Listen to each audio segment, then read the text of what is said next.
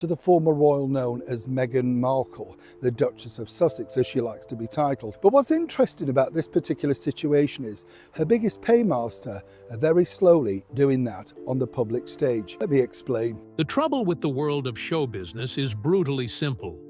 They either love you or they don't. And when they don't quietly fade you out. They turn on you in full public view. That's the law of the jungle on the red carpet. Labels, studios, streamers, none of them care how many 1 or 2 albums you still owe the contract, or which film you signed for in brighter days. Once the decision's made that you can't deliver income, interest, viewers, or sales, you become yesterday's news in the coldest, most clinical way. And that, right now, is precisely what's happening to the former royal Meghan Markle, the Duchess of Sussex, as she very pointedly prefers to be styled. Not Meghan Sussex, Meghan, Duchess of Sussex. She told Bloomberg that with great earnestness, if you recall. The point matters because it reveals where the focus remains: optics, titles, positioning. But the truly interesting development is that her biggest paymaster is now signaling a loss of faith. Slowly, deliberately, and in the most public manner possible. They've now realised that, well, With Love Meghan's just dropped out the charts, nobody's interested, nobody really cares. Meghan has made an absolute hash of the Netflix deal. There's no kinder way to put it. The output has been, well, rubbish, really. If you handed someone an iPhone and said, "Have a go at posting some social clips," you might get about the same level of polish. And I'm not sneering at the medium. I'm no social media savant myself. But when you've been paid a great deal of money, your product must look, feel, and sell like premium. Netflix, the people writing the checks, have now realized that With Love, Meghan dropped out of the charts with a thud. The audience drifted. The interest cooled. Nobody's truly engaged. The bigger problem for Meghan, therefore, isn't a negative headline or two. It's the tectonic shift inside the streamer itself. The bigger picture is stark. Netflix has a new star on the same stage, and they're throwing the full weight of the machine behind her. That star is a woman with whom Meghan has very publicly fallen out. On October 9th, Netflix is going all in on a brand new documentary from Lady Victoria Beckham. Yes, David Beckham, Sir David Beckham, good friend of the king. Victoria, the former Spice Girl, adored around the world. Part of her appeal is her knowing wink at the whole gilded circus. She can laugh at herself, admit she couldn't really sing, and still embrace the value she brought to the group. That honesty sells. She's pivoted into fashion with a steely sort of grace, and the brand has truly turned a corner. It helps tremendously when Catherine, Princess of Wales, wears your designs on the world stage. Nothing delivers global cachet like the Princess of Wales stepping out in your label. That's supercharged publicity, and Victoria knows it. Grateful, appreciative, professional. And here comes the commercial lightning strike.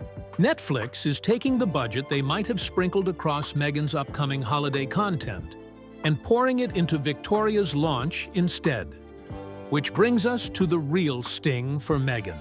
The streamer has, in effect, yanked almost the entire budget from the planned Christmas special. With Meghan, with love, call it what you will, and funneled those funds to the Beckham documentary. We're talking giant posters in Times Square, New York. We're talking full court press. The message, though unsaid, is unmistakable. Watch and learn how to market a program. Victoria will do the circuit. US late night, UK morning sofas, glossy magazines, digital platforms, influencers, the heavyweight newspapers, because she understands what it takes to build an audience in 2025. You prime the pump everywhere. You show up everywhere. You sell. Netflix's gripe with Meghan, whispered for a while and now peeking into daylight, is that she carries herself with a certain supercilious superiority, an assumption that simply being Meghan means viewers will flock on principle. I'm here, therefore they'll watch. It's a seductive myth, but it doesn't survive 5 minutes in today's hyper-crowded streaming market. There are no automatic audiences anymore. There is only the grind of attention. And that has been proven again and again in data, in charts, in watch-throughs. Proven to Netflix, certainly. Proven to the broader market, obviously. Proven to Meghan? Not, it seems, to her satisfaction. Inside the streamer, the calculation is now almost pedagogical. Throw everything behind Victoria Beckham as a live demonstration to their difficult Duchess. Here's what a winning campaign looks like. Here's what hustling a show truly means. Not just the glossy premiere, but the relentless ladder of sell-in, sell-through, sell again. 1,000 micro moments that add up to momentum. They believe, perhaps hope, that watching Victoria treat the launch like a world tour will push Meghan to finally deliver. To get out there, shoulder the press run, and help sell the series Netflix has already poured thousands of pounds into. The open question, the interesting bit, as insiders put it, is how Meghan will score the results. From Montecito comes the word that they'll be watching Victoria's metrics minutely. The chart placements, the streaming ranks, the week-over-week retention. Will she be held to the same scrutiny Meghan faced? That's the barometer they want to read. Is the push for Beckham about principle or about proving a point? Either way, the optics are brutal for the Sussex camp. Netflix is effectively nudging Meghan with a velvet-covered elbow. This is how you do television.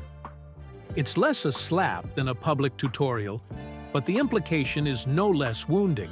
Consider, too, the personal history here. Meghan and Harry fell out spectacularly with the Beckhams. Imagine the alternate timeline where cooler heads prevailed. Two high-profile couples, same platform, cross-promoting each other's projects, harvesting the synergy of brand overlap. The crossover possibilities were obvious. The shared episodes, the friendly cameos, the multiplied audiences. It could have been a masterclass in mutual amplification. Instead, the Sussexes chose fracture. The foresight was abysmal, and the bill for that miscalculation is now due.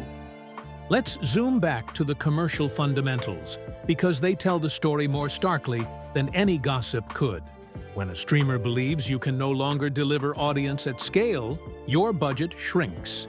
First, it's tightening, then it's repurposing, then it's, we'll revisit next quarter, and finally, it's, we're excited about a different direction.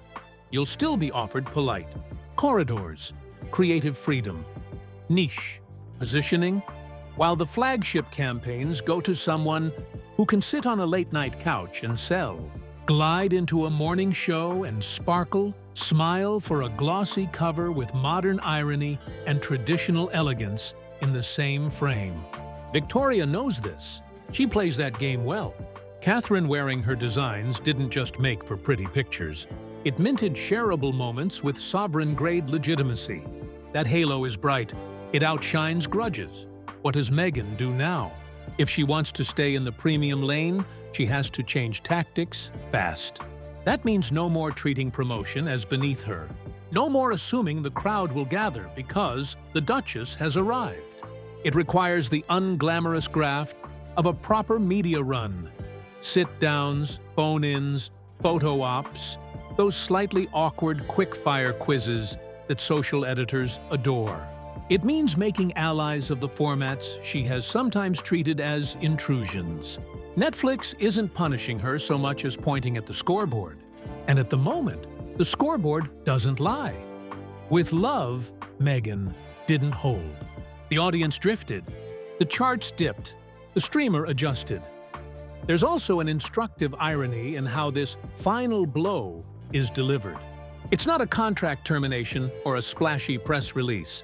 It's the quiet reallocation of resources, away from Meghan's holiday special, toward a Beckham blitz with Times Square as its billboard spine. The grace note is that it offers Meghan one last runway. Watch the Beckham campaign, top to bottom, and replicate the discipline. If she takes the cue, she might still salvage her standing. If she balks, the industry will draw the inevitable conclusion. She prefers the aura of celebrity to the labor of show business. In this era, aura without labor doesn't rate. And yes, before anyone asks, the rain is still coming down in sheets. The alcove is still saving the camera from another drenching. And I promise I'm done moaning about the weather. Don't tell me off. I mean it this time. Back to the heart of it. Netflix has made its preference plain. Not in words, but in spend.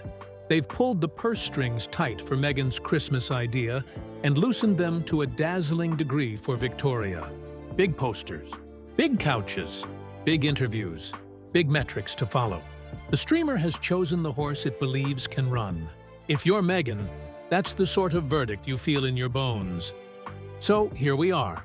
A streamer that once showered the Sussexes with belief, now showcasing what belief looks like when it's truly earned. And all systems push for a rival who plays the game with precision. The tragedy for Meghan and Harry is that it didn't have to be this way. Had they kept the friendship with the Beckhams warm? Had they embraced the cross-promotion that modern media practically begs for? They might be riding this surge together. Instead, they'll be watching Victoria's numbers tick upward, reading the placement charts, scanning the rankers, and wondering when and how their own momentum slipped through their fingers. Anybody else agree? The writing isn't just on the wall. It's 50 feet high and neon above Times Square. Neil Shah, Kensington, London.